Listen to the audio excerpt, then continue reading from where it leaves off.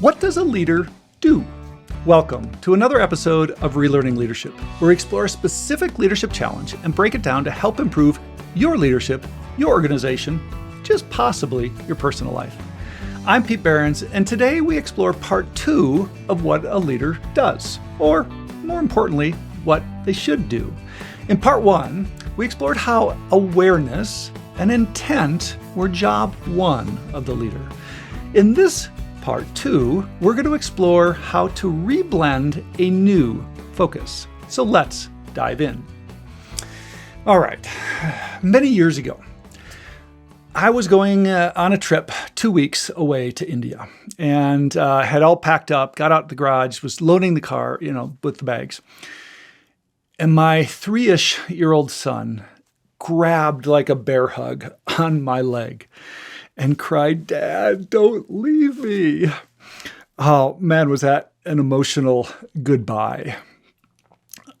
Just thinking about it now.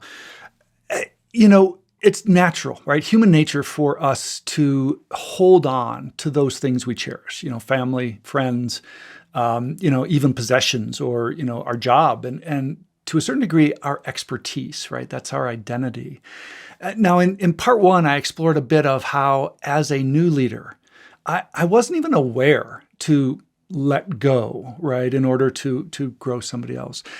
But what's interesting is as I've developed my leadership capacity, right, as from tech lead to manager to director to vice president to even a coach, right, for organizations, I know better that I need to let go of doing, but yet I still find it to be an incredible challenge, right?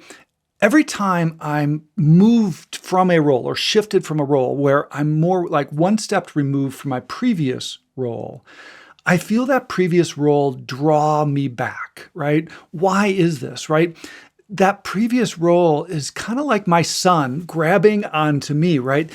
He's afraid of what's coming, right? He knows the rhythm of the work and home balance that he has, and he's cherishing that. And just like that, I think as we shift into a new job or a new role, the comfort and safety and, what that old job was like, that's an easy place to be.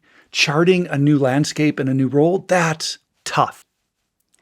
Our work identity becomes intertwined with our expertise, right? Our value becomes inseparable from what we have become an expert in.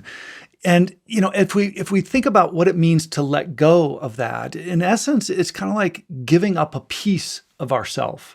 And so that's a difficult ask. I've realized over time, as I've been coaching other leaders, that I am not the only one who struggles with letting go. Every leader at every level faces this challenge.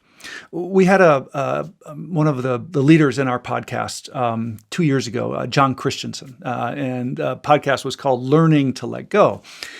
And he described his challenge with how he had to kind of struggle through this letting go process. But he said something that stuck with me.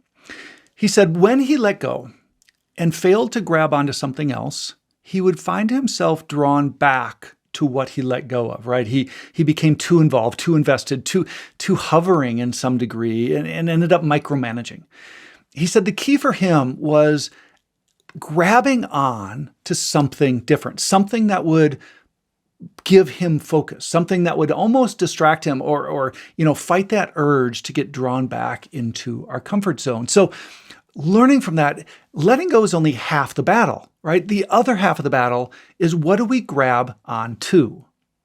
I recall a time when we were doing a program for one of our clients. We were developing a new training program.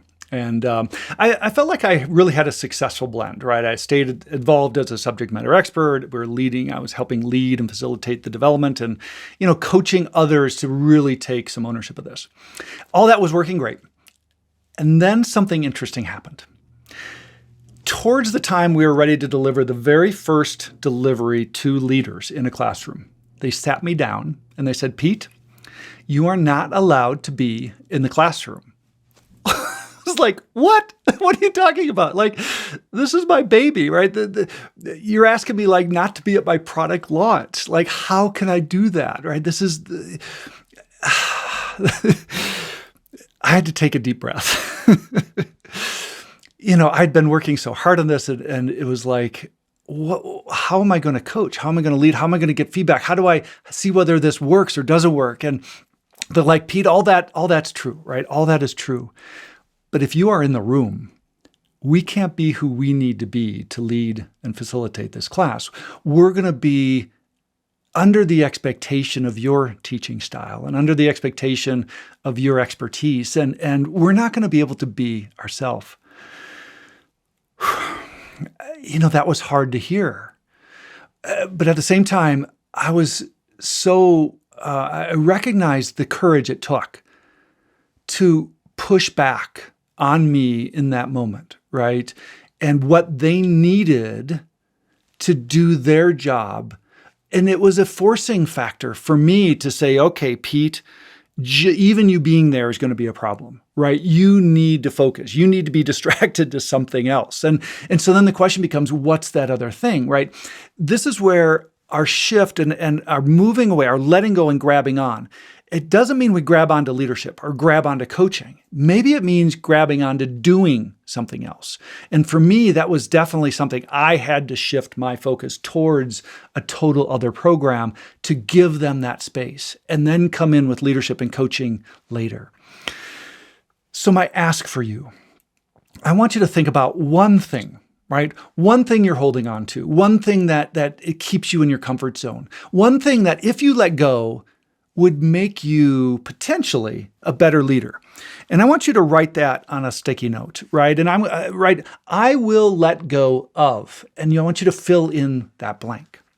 Now, one other thing I want you to do is identify one thing that it will stretch you, one thing that takes you out of your comfort zone, one thing that if you grabbed onto, you could become a better leader. And I want you to write that on another sticky note. I will grab onto and fill in the blank. So remember, letting go is only half of the problem. What you grab onto is the other half. So best of luck in your letting go and grabbing on. And thank you for joining us today. Enjoy the journey.